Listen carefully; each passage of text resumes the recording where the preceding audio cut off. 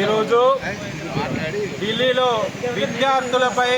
Lathi charge దౌర్జన్యంగా మోడీ గారి ప్రభుత్వం చేసిన దాని గురించి, విద్యార్థులకు జరుగుతున్నటువంటి అన్యాయాన్ని, మరి మోడీ ప్రభుత్వం ఇంత ఘోరంగా నిరంకుశంగా ఈ విధంగా లాఠీ చార్జీలు చేయడము, నీట్ పేపర్లు లీక్ చేయించడము, ఇలాంటి దుర్మార్గమైనటువంటి చర్యలను ప్రశ్నించినందుకు మా ప్రియతమ నేత కాబోయే ప్రధానమంత్రి గారిని, రాహుల్ గాంధీ గారిని అరెస్టు చేయడము, ప్రియాంక గాంధీ గారిని అరెస్టు చేయడము, ఇట్లాంటి దుర్మార్గాలకు పాల్పడుతున్నారు. కాబట్టి ఈరోజు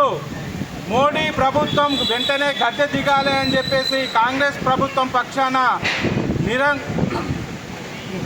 నిరసన కార్యక్రమాలు చేపడుతూ, మరి దేశ విద్యాశాఖ మంత్రి అయినటువంటి మంత్రివర్యులు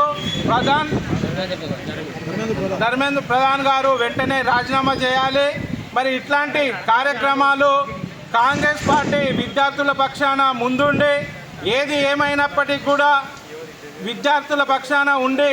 విద్యార్థులకు న్యాయం జరిగే వరకు ఇట్లాంటి నిరసన కార్యక్రమాలు కొనసాగిస్తామని చెప్పేసి తెలియజేస్తూ, జై కాంగ్రెస్.